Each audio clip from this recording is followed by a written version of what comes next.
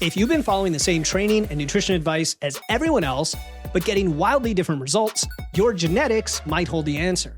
But here's what most people don't realize. Your DNA doesn't just influence whether you'll be good at sports or prone to certain diseases. It might reveal how your body responds to specific macros, how it recovers from training, and whether you're predisposed to store fat or build muscle more efficiently. My guest today has analyzed over 2.5 million genetic variants for more than 200,000 people. He's going to reveal what your genetic blueprint might tell you about optimizing your physique.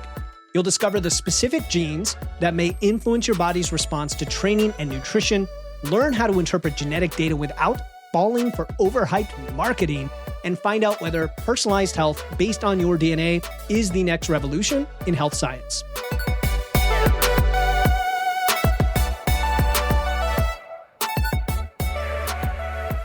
Welcome to Wits and Weights, the show that helps you build a strong, healthy physique using evidence, engineering, and efficiency. I'm your host, Philip Pape, and today we are going to examine whether your genetic code can unlock better results from your training and nutrition. My guest today is Joe Cohen, founder and CEO of SelfDecode, a DNA and biomarker-based health platform that uses AI to deliver personalized health insights. Joe has spent years battling brain fog, inflammation, and fatigue through self-experimentation, and he claims to have optimized over 400 lab markers. His platform has analyzed genetic data for over 200,000 people, and he currently takes 170 supplements daily based on his genetic profile. Today, you're going to learn which variants might influence muscle building and fat loss, how to identify legitimate genetic insights from marketing hype, and whether personalized nutrition based on your DNA can give you an edge in achieving your physique goals. Joe, thanks so much for coming on the show, my man. Hey, thanks for having me. So I want to start talking about the industry first and then drill down to the specifics here. I think you've said that most of the DNA health companies, and I know there are a lot out there, I get pitched all the time to be on my show, that they're essentially scams, I think is the word you've used. And I want to understand like what makes that the case and what differentiates what people should be looking for from those companies. Yeah, so genetics is a very complex thing. And typically most things that we have are what's called polygenic, which means there's a variety of genes that are related to it, variety of pathways or a variety of genes. And there's different ways of looking at genetics, but essentially what has been found is that typically there's millions of variants that contribute to a condition or any trait. Typically, if it's intelligence, it's not just, you don't have like an intelligence gene or a variant. It's typically, there's many, many variants that are related to it. And, and some of these things are not fully decoded, but, what we do know is that there's a millions of variants that, or thousands or hundreds of thousands that are typically related to these polygenic traits. Some things are like just very specific variants, like, for example, lactose intolerance could be like 1, 2, 3, a couple variants related to that. But most things are actually quite polygenic, which means that there's a lot of genes that are related to it. That means is if you're looking at, 100 SNPs or variants, then you're not going to be able to tell or predict something that is related to millions of variants or hundreds of thousands. It's just, there's not enough information. And so what these companies typically do is they'll look at one variant and they'll tell you, you have a high risk for this, or you are like this, or you need this, or you need that. They make broad conclusions based on specific variants. And what they're doing is they're treating it like almost like a lab test. Like you get your LDL cholesterol tested, you have this gene. Now you got to treat this gene and do this, that, and the other thing, whatever, right? Like the problem is that you have 200 million SNPs. So you're not going to you've got these, there could be 20,000 SNPs that make you more likely for something and 10,000 that make you less. And you kind of have to figure out based on all that information, what is the total likelihood? Like how likely are you to get this condition? And it's not yes or no. It's like, are you in the 80th, 90th percentile? Is your risk of getting the condition, maybe in a population, it's 1% of people who are have a condition. And even if you're 5 times the risk, you're 5%, right? So it's not like, it's not just yes or no. Do you have this, right? And so there's different kinds of genetics. when you want to predict stuff, the only way to do it is through polygenic risk scoring. And then you get, okay, so we'll just focus on this for a second, this polygenic risk scoring area. There are some companies, very few, that do polygenic risk scoring for consumers. But then the problem is that if they don't actually do legit polygenic risk scoring, meaning they might just look at multiple variants, but then they're not doing it legitimately. They might look at 2, 3, 5, sometimes 30, whatever, but they don't, if it's not like a legitimate approach, then it's not, it's not very good. Now, even if they did look at many, whatever they're looking at, you want to validate that you're able to predict something. Mm-hmm. Genetics is about prediction, right? A lot of genetics is about prediction. You get a test because you want to try to predict something in the future, or you want to try to predict anything, maybe what supplement you'll do well with or whatever. So if you're trying to predict some kind of condition or some kind of tendency, and these things have many genes, it's not just enough to say that you came up with an algorithm that can combine many thousands of variants or whatever and use AI and machine learning and give you a result. You actually have to validate it. And that's why even with these LLMs like ChatGPT, they have this war with each other where each of them, but at the end of the day, there's some kind of standard that they test against, and then they kind of compare to each other. How good are they at reasoning and different kinds of things, different areas? And so the same thing should happen in genetics, but it's not for consumer genetics. It's just the Wild West where, you just say, like, whoever has the best marketing is essentially winning the race. Yeah. Because, a guy like who's not an expert, basically anybody who has a podcast about anything is not an expert in genetics typically, right? And you could get on a podcast, whether it's Andrew Huberman or even Peter Attia, and the guy, they don't really know. Peter Attia already, like, he did recommend SelfDecode, but he wasn't fully understanding. He didn't fully understand genetics, and he just kind of knew that you do need to look at more variants. He just didn't really dig himself deeply into it enough. But he said, based on what I could figure out, SelfDecode seems like the best one, right? Yeah. And he was pretty honest about that. But the idea is that he doesn't know, Huberman doesn't know. You take like any top health influencer, they don't know. And Huberman was once kind of promoting Inside Tracker, which they don't have good genetics software, right? It's just not valid. It's not accurate. It's not valid. It's not good. I think Inside Tracker has moved a little bit away from genetics, but I'm just giving you an example of somebody like Huberman who's not going to understand. He's a neuroscientist. It's a completely different science, and it's not something like you could just have a PhD even in nutrigenomics and understand this kind of polygenic risk scoring. You need to be a bioinformatician, genetics, statistical genetics. It's kind of like a different field. And so what we see is that people who don't know what they're doing in the health space trying to get into genetics, and the result is garbage. Yep. But some of these people are skilled marketers, like the 10X people.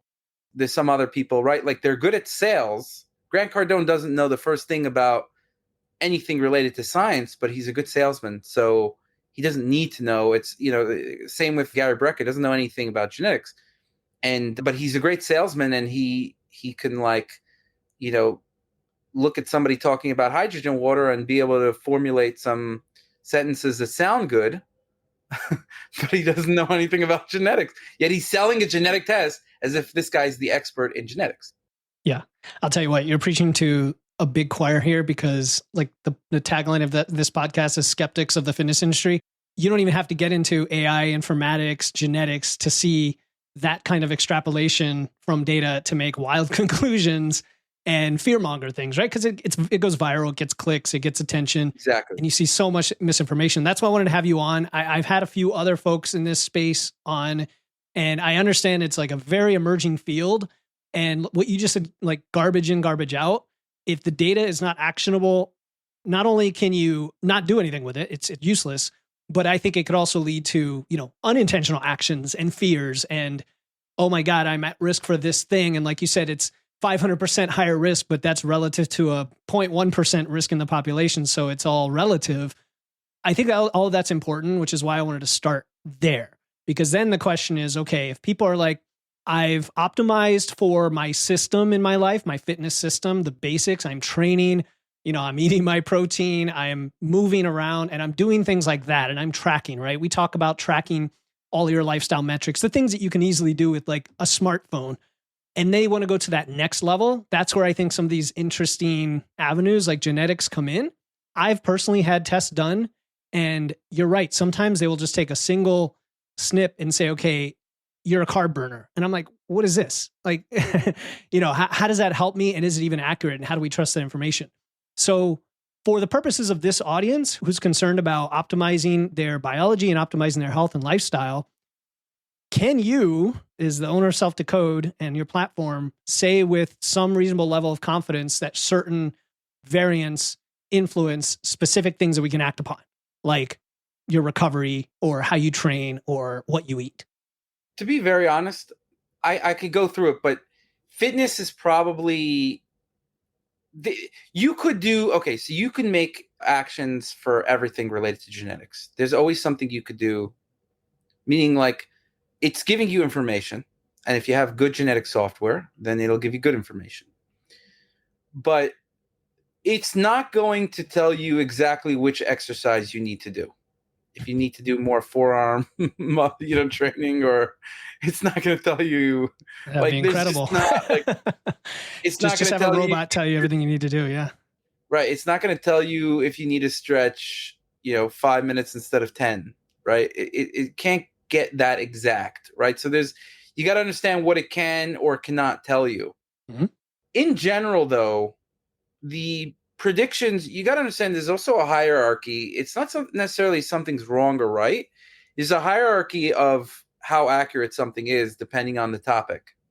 When governments spend billions of dollars to build up databases, disease databases, and they, to predict things, they make these databases available so that companies and academics can actually train their models on diseases.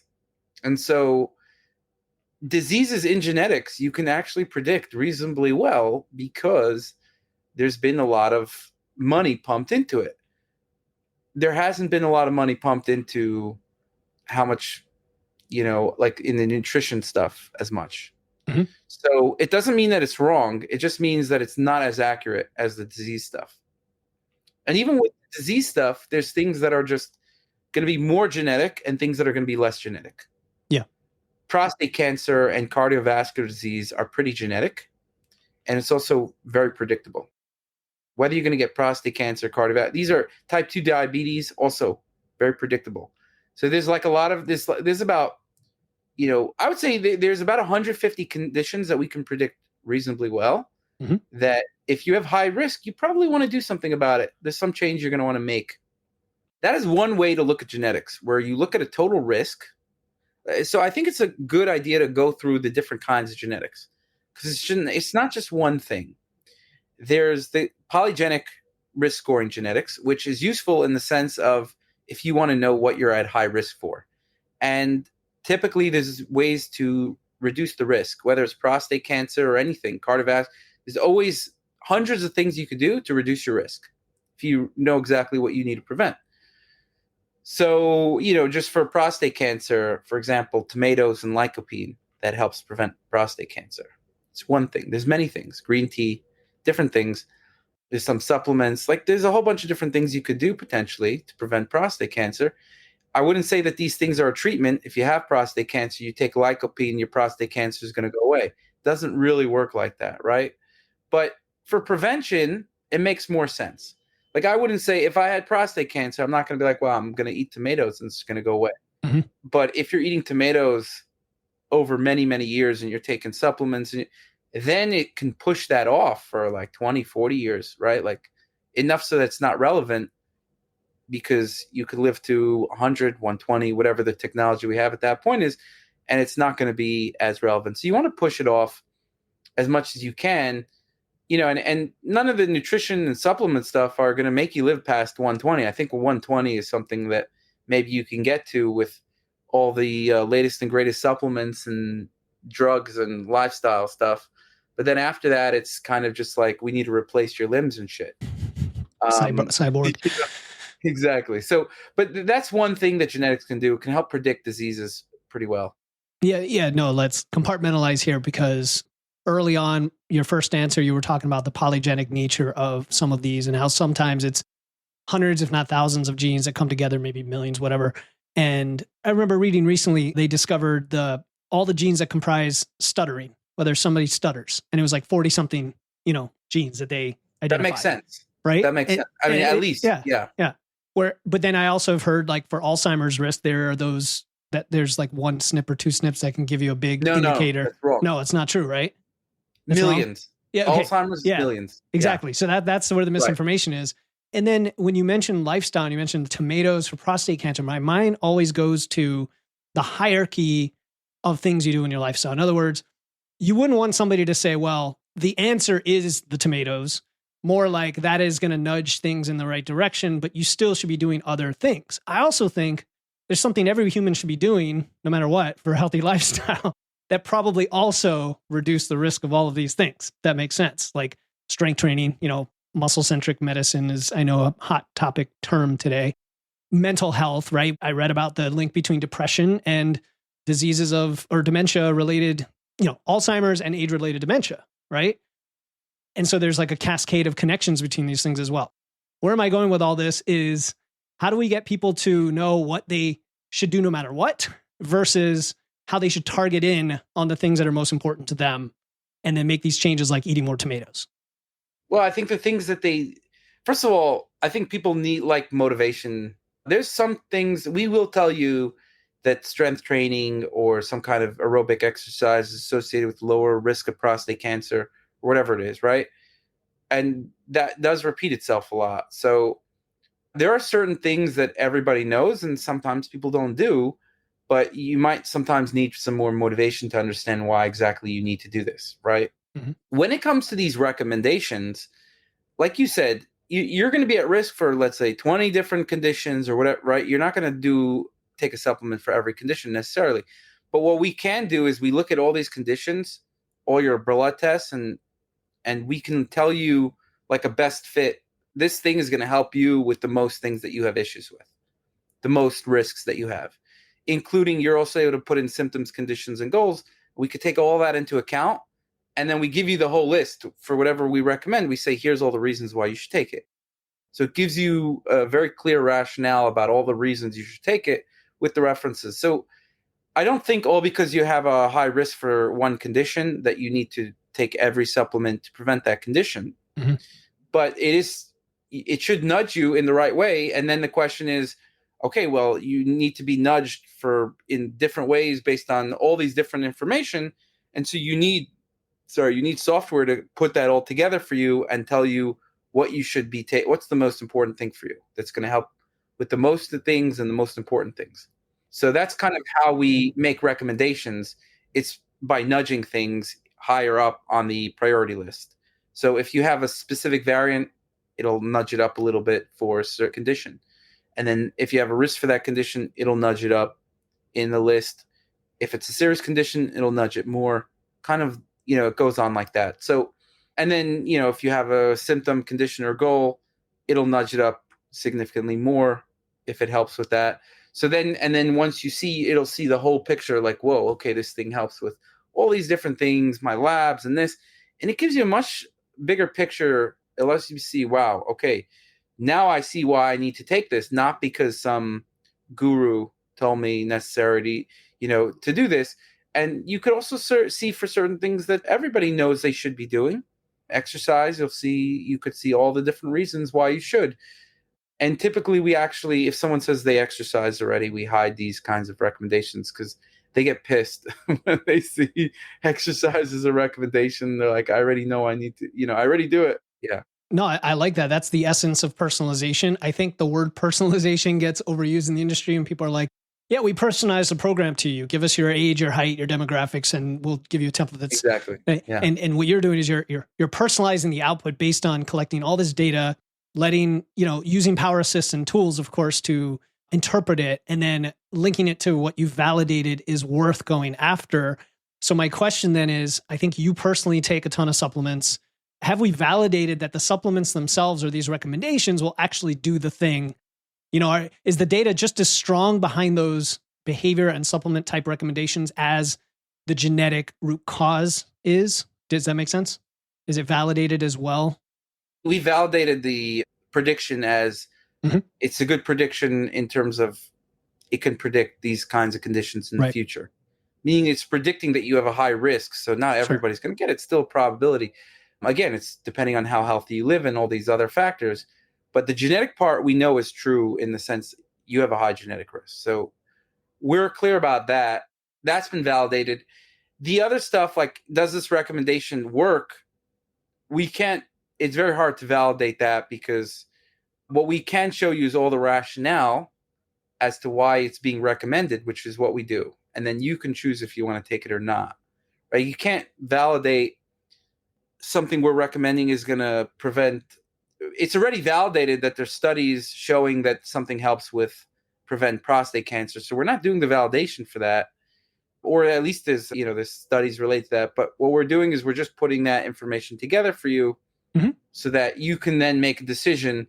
Does this thing make sense for me given all this information?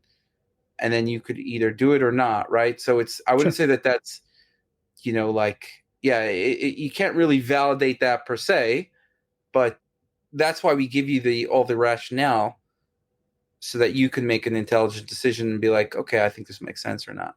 No, it makes perfect sense, man. And I'm just clarifying for the listeners so they understand there's like different systems being put together here, right? There's the genetic analysis, and then we have epidemiology, we have maybe random controlled trials, and maybe we have a bunch of, rat studies or whatever behind all the other information we think we know about the supplementation, the lifestyle changes and whatnot, because that's another area rife for misinformation. I'm sure you agree. It's like, so then if you do recommend all of these things, let's say it's a ton of different supplementation, does it reconcile interactions and dosing and all of that to make sure that the totality makes sense?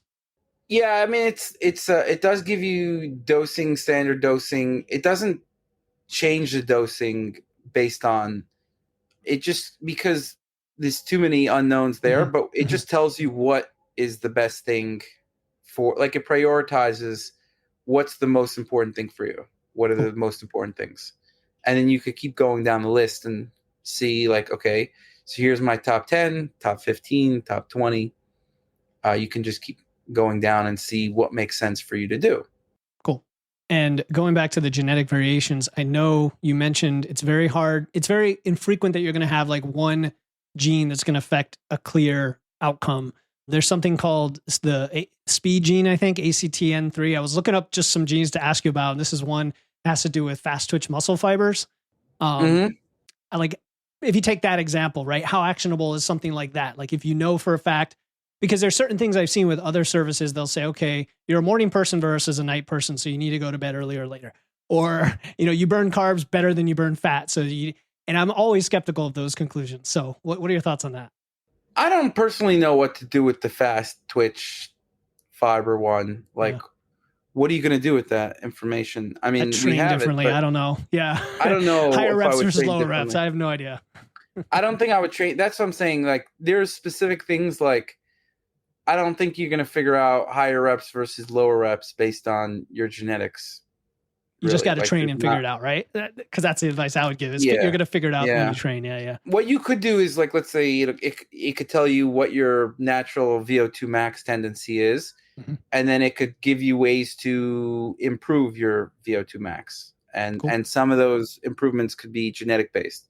So then there is specific variants that, if we know that you already have an issue, and we could say, we can make it. Sometimes there's studies that show that if you have this predisposition, or if you do this when you have high LDL cholesterol, it'll bring down your cholesterol more if you take this drug or this supplement or something like that.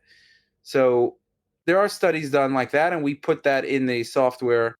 Also, there's other things that if we see a supplement works in a certain pathway, we will say that this thing can help. You have this pathway that is higher risk, and this thing could help with that.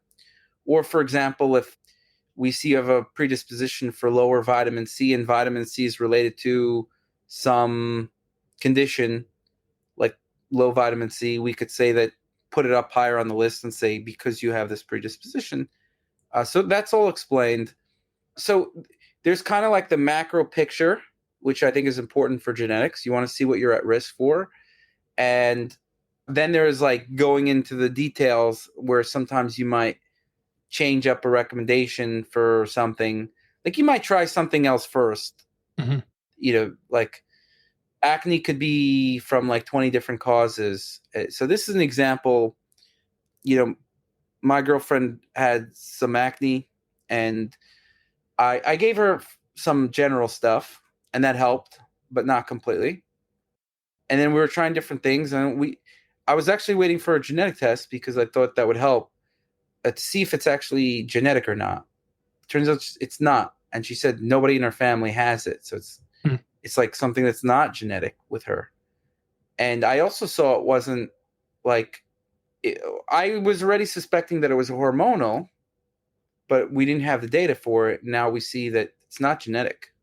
And it actually doesn't. And the doctor told her he thought it was hormonal as well. Like, she does have higher testosterone levels for a girl. So, for example, that could be a reason why a girl has acne, right? Or it could be from many, many other reasons, different kinds of acne. But this is an example where also genetics can sometimes help you figure out, like, hey, if it is genetic, then there's other things to do about it, right? If it's not genetic, if it's more environmental because you just have some elevated hormone, then there's going to be other things. If it's genetic, it usually means there's multiple biochemical pathways at work, and you kind of need to do a bunch of things. But then when you do that, it will help. If it's an environmental thing, it's usually something very specific that's causing it. It could just be a specific hormone. It could be a specific thing. Then if you do other things, it's just not going to help as much because you just didn't do the exact thing that you needed to do. So that also is a method where you could use genetics to help. And then I would say that there is a functional way to use genetics as well. And I want to get into that. The functional way is you're looking at, so we do have this approach, for example. Okay, so we look at pathways. For example, we have a methylation detox pathway, histamine pathway. And what we do there, I think it's reasonably good, actually. So what we do there is we will look at all the genes in a given pathway, so methylation. So we're already narrowing down to something specific. We take, what are the main genes with methylation? So there's about 30 different genes in methylation. We see how does it relate. We make a diagram. We see all the different SNPs within a gene. And anytime, like if overall you have risk in a gene, it will light up red. So you could see the pathway as a whole. And then we give recommendations based on the pathway as a whole. And I think that could be useful you do need like a provider sometimes, or you need to be a nerd to like really read. But I do think the pathways, when we're designing it, sometimes we don't know exactly like I don't know how my results are going to be, but when I like plug it in, I'm like pretty good in terms of the recommendations and showing what are all the things in the path, like things I wouldn't be able to figure out if not seeing a diagram. So we have the pathway reports. Unfortunately, the other companies do not do a comprehensive job at these pathway reports. And so again, it falls short with what they're doing. Even within this approach, they're not doing a good job. And then there's like the Gary Brecka DNA company kind of approach where they're looking at like 5 SNPs to the DNA company, 83 SNPs. And they're trying to make very broad conclusions based on, basically the whole 10x health report is if you have MTHFR or not. The other stuff is just not significant enough. It's like, do you have MTHFR? Yes or no? And we will test it. Like you can get that from any DNA test pretty much, but they're just overcharging you for it. Like you can do our test for $600, get, thousands of reports and all this kind of advanced tech. Or you could do theirs for $600 and you just get MTHFR. So it's like, in ours, you'll get MTHFR as well. That's what I mean by it's a scam in the sense that they're really, like MTHFR is an important gene. Everybody should know it. If they have like these variants, but it's just kind of like overemphasis on one gene, right? Yeah. There's many Yeah. other important genes, and like you said, ApoE is important. You should know it. BRCA is important. These are Hmm. important genes. Not saying not, but the problem is that first of all, if you don't have ApoE, you could still have high risk for Alzheimer's, and if you do have ApoE, you can have low risk. You really have to look at the many of the genes, right? Right. So that's where the problem comes in when you try to look at specific genes. Even the most significant ones out there, it's still not going to give you an accurate prediction. But now when you get to the functional ones, when you exclude MTHFR, the functional ones are usually much less predictive of anything. And yet the functional ones, like you said, that really got my, nerd brain going as an engineer of like imagining a dashboard up on a, in a control room, right? Where you see the chain of events and you see the feedback loop and everything connected, and you're trying to identify that chain of events genetically and where things are hung up or at high risk. Are you able to, like you mentioned, the methylation pathway, are you able to combine that with then say blood work, lab work? Because I've heard you talk on other shows about, it's not just genetics. We also have a whole health side of the marker analysis. Combine those to also do a before and after when you make a change. Because that's the other thing I'm wondering about is, okay, you've done these things. Now, how do you get an after? Because your genes don't change. So what does change and can you measure that? And so that's what comes to mind for me right now. Yeah, you can do blood tests on everything. So what we do is anytime we have a report, let's say if I have high risk for cardiovascular disease, right? We will tell you all the different blood tests that are related to cardiovascular disease. And then you can upload it. You buy the test, you upload it, whether it's from us or not, it doesn't matter. You get the test, you upload it, and then we can tell you which ones are increasing your risk, which ones are decreasing your risk. And so then you could focus, and we tell you each one how to reduce the risk for the marker. So once you know that you're at high risk for cardiovascular disease, first of all, some people maybe would want to start taking statins. We'll tell you, we have a pharmacogenomics report to see, are you going to get muscle pain from statins? For me, it says I do get muscle pain.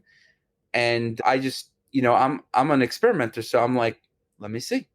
I'm going to see. Most people I don't think want to do that, right? They're not going to do what I'm doing just to experiment for the science purpose.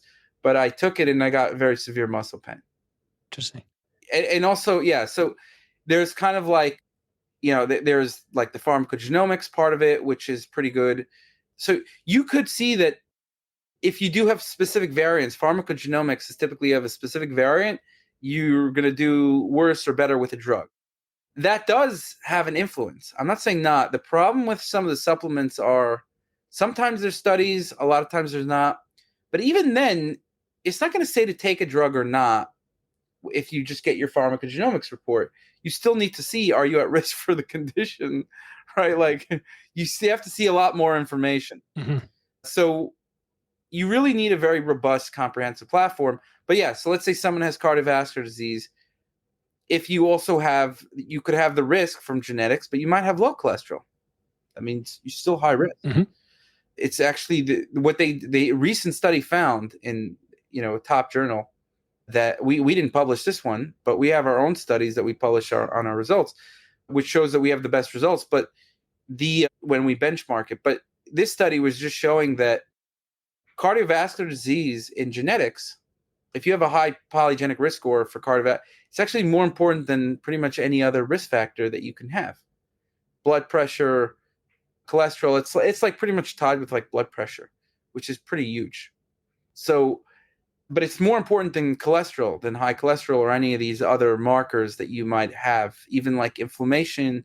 Just when they look at all the different things, if you have a high polygenic risk score, it just comes to the top. This is the most significant thing in terms of risk. Now, what you can do under that circumstance is make sure all the other markers are low risk and also do certain things that prevent cardiovascular disease in general. There's a whole bunch of stuff you could do. And so that's what I did. I just make sure I do have a high risk of coronary artery disease in my genetics. And I just make sure that I've got low risk in all of the labs that are related to cardiovascular disease. So I can see that it's changing, that the labs get better. It's high risk, then goes to low risk, right? And so you can change these things. Yeah, man, I get so many questions. I could talk to you for hours, to be honest, because I'm like, what do I focus in on? My name is Tony. I'm a strength lifter in my 40s. Thank you to Phil and his Wits and Weights community for helping me learn more about nutrition and how to implement better ideas into my strength training. Phil has a very, very good understanding of macros and chemical compounds and hormones and all that. And he's continuously learning. That's what I like about Phil. He's got a great sense of humor. He's very relaxed, very easy to talk to. One of the greatest things about Phil, in my view, is that he practices what he preaches. He also works out with barbells. He trains heavy, not as heavy as me, but he trains heavy. So if you talk with him about getting in better shape, eating better, he's probably going to give you some good advice. And I would strongly recommend you talk with him, and he'll help you out. Cardiovascular disease, we talk about that a lot in the show in the context of obesity, lifestyle, and also how age-related disease has evolved over humanity's existence, right? Like at one point, we didn't see any of these diseases. And even things like type 2 diabetes, we used to call it adult onset, and now it's in children, right? Because of lifestyle. And so that brings up the question of epigenetics. Like if you went to Homo sapiens 20,000 years ago and did a genetic test, would they have a risk of cardiovascular disease still? Or has that been bred into us via more recent modern man's lifestyle? You know what I mean? Like those questions come to mind. No, they've always had, the risk was always there. The genetic risks are always there. Got it. Yep. And not, people could die from a heart disease even if they live a very natural lifestyle. True. Right? Yes. It's even if they live a very healthy lifestyle. And then the question is, how long you're gonna die from heart disease at some age, no matter what, right? Maybe if you live to 100, maybe if it's 90, some people 35, right? Like if they're very young. So, living like an unhealthy lifestyle could make someone get heart disease at 70 or 60 instead of 90 or 80. But what I'm saying is that, now, so if you don't have genetic risk, you'll still get heart disease, but the question is when. Mm-hmm. And if you have a high genetic risk, it's going to be 20 years earlier, let's say. And so if you have a high genetic risk and you don't eat healthy, you can get a heart, like people were dying from heart disease all the time, like earlier ages. And then, throughout history. Yeah. No, it makes sense. What you're saying makes sense in terms of the risk versus when you would get it and whether it's inevitable. And we see a correlation, right, with lifestyle and obesity and that going up because of the reason you said. It's you're accelerating the process. So another one related to this comes up is autoimmune conditions. I've had a lot of clients have had different autoimmune conditions, from lupus to rheumatoid arthritis to, undifferentiated things that they show up in their lab work, right? They have the antibodies for it. They may or may not have the diagnosis. And there are obviously different medications, and there's, what do you call it, biologics today, like Dupixent and things like that can deal with those. But one of the recommendations for certain autoimmune conditions is elimination diets, because there's something that is triggering, right, the inflammation in your food. How does that fit into all of this in terms of, the recommendations? Does that make sense? I might be the only person in the world, definitely the only person I know have heard of. I used to be on a carnivore diet. I could only eat meat. If I ate anything else, I get like brain fog, pains, like fibromyalgia, like just everything, every random issue my body would just start going, haywire. So if you had an apple, like it would be a problem? Yeah. Like if you just anything? Yeah. If I ate an apple, I start getting like tired, like, oh, interesting. I can't think. I don't know what's going on. My brain slows down. Okay. Like I get a food coma from an apple. Literally. And I get bloated, and like it's like, wow, I ate an apple and now I'm bloated. I can't think, unmotivated. I'm like, it's as if maybe someone else ate like a heavy pasta, huge heavy pasta. Sure. And then, and they're like, oh, like you get a little, how you get a little brain, like, brain fog, I know, or drink wine, like when I drink wine or something like that. Yeah. Same thing. Yeah. So it was like, I would eat an apple and that would happen. Right. I'd be like, what the fuck's going on? Now, if I eat something else like a bread, I'd be out for like days, So I basically just like at a certain point, I figured out in 2013 already that I need to go on this diet that doesn't have any, like, it's just meat and chicken, beef, chicken, and like really clean salmon. And that's it. That's all I ate. Like wild Alaskan frozen salmon. Crazy. And just warm it up and like no spices, nothing, like just very plain, just beef. And I would just, yeah, I would melt down from everything. Now I can eat anything, bread, gluten, everything, literally everything. And the way I did that was reverse all my food sensitivities. It was actually somewhat gradual, but it was also pretty, like, there was things that I figured out. Oh, I got to do this. And then it just made a huge difference. And now I could just eat anything. So we were talking about, like, so number one is in my results come up that I have a high risk of food sensitivities and also food allergies. But what we see is that I also reversed it. So I had it from a young age already. Like I remember as long as I can remember, I would get tired from eating like bread or any kind of, any carbohydrates and then now I don't. Now I could eat anything, cheese, dairy, milk, whatever, you name it. It doesn't matter if it's A2, A1, A this, gluten, whatever. Doesn't make a difference. That's a big business right there. There's a lot of people who have issues with food. Yeah. And I noticed that everybody has some issues with food. And it's more of a problem that as you get older, you lose tolerance to foods. And it's also how much, there's also a degree of, like, if you have a reaction 10% or 20% or 100%, you just get like, out of commission. Like, two people could have a food coma. One gets like, maybe 5% tired, but they're still able to work and do whatever. The other person gets slammed the whole day. They can't function. And you see that even people who are like beasts, they eat a pasta in the morning. A lot of them are just like fucked. So they don't do that. They'll just kind of, like, a lot of people will do intermittent fasting because they kind of know they'll eat something, though it slows them down. Food is not supposed to slow you down. Yeah, so they work around it by either starting to restrict or to restrict a timing or whatever. Yeah. And so, but if you know how to do it, and again, like, the only way I figured it out was with precision health, then you could fix all these things. And same with any kind of issue. There's a way to fix all these things. It's just a question of, do you know the right way to do it? And unfortunately, charlatans are taking it over by saying, we're going to test 5 snips and tell you everything you need to know. Like, if you got anxiety, you got heart disease, MTHFR. Let me explain to this to you. It's like, this is your whole world. You're like, whoa, I can do this test. It sounds so simple, doesn't it? Right. It's so simple. It's just, let me tell you something. It's MTHFR. And it's like, it's the secret. We do have all these functional reports, by the way. One of the things we did was we just replicated every one of these other companies so that if you're like curious, oh, I want this 10X report, we're like, let's make this better so that it's not complete shit, and then, call it something else, 100X, whatever, right? I get it, man. Yeah.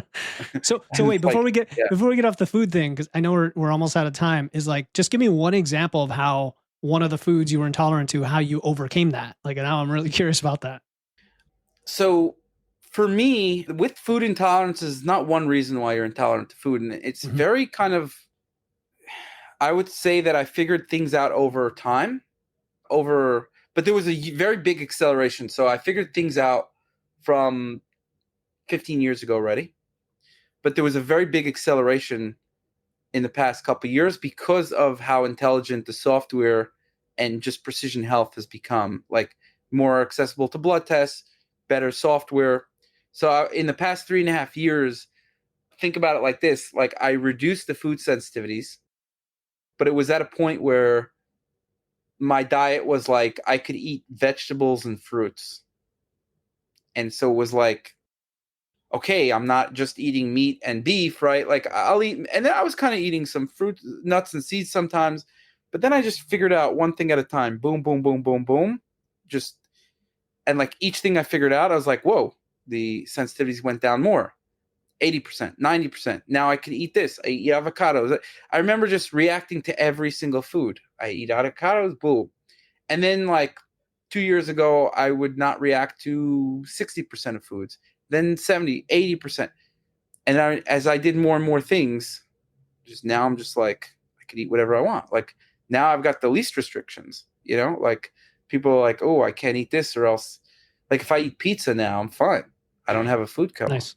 Right. Nice. Which would be anathema. Like forget about pizza. I couldn't eat an apple, Yeah. No, that apple, man. Forget about I couldn't eat a fucking tomato. Yeah. Forget about an apple, Because, and the reason this is important, right, is because at the end of the day, we want people to live their lives and enjoy food. I mean, food is good, right? And there's too much fear mongering around it. And some of it may come from a legitimate place, but it's generalized and it's marketed as if like, this is the diet, this is the perfect diet. And we talk about restriction versus like flexible, personalized restraint. Like you want to have flexibility, you want to have some level of restraint in your diet depending on your goal, but then also hopefully you can eat whatever the heck you want if that's a food you enjoy, and there's a way to get there. So this is awesome, man. I mean, I know we just scratched the surface. Folks can find a lot of your content, but where do we want to send them to learn more about your work right away? I would say SelfDecode or Mr. Biohacker on Instagram. There's some content there. And I think it's important to understand really like genetics is huge, huge power, and precision health in general is very significant.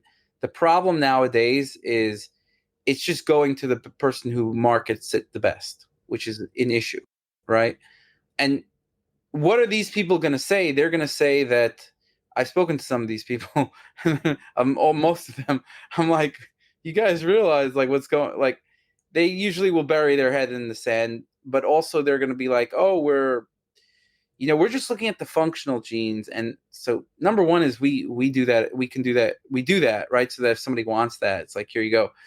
But the problem is it just doesn't like if you can't just make predictions based on specific variants, even though they're going to tell you, oh, it's all validated, by the way. That word validation can mean two very different things, right? What they're saying is that there's some kind of study that shows an association between a gene, a SNP, and a condition. The problem is that association might exist, but it wouldn't exist across all different ancestries. It might not be replicatable. Now, let's say it is replicatable. The effect size is so small that you would need to add up hundreds of genes in order to get something significant. So the problem is the effect size. But, we do still allow people to use genetics in that way, because I think sometimes if you want to play detective, you could pick up interesting insights here and there by looking at these genes. And so we just do everything. We've become like the everything platform. And part of the reason we also do everything is because we also license out the technology to other businesses. Okay. So it's basically whatever we get a request for, or if another company's doing something, it's like, we can do that too. Not a problem. Here it is, right? Like, so we just have like kind of a smorgasbord of everything you could do with genetics. And I would, and whatever someone wants, you can do, right? Like, it's like, you want this gene? You got it. What do you want? Tell us the genes. We make like custom reports, whatever you want.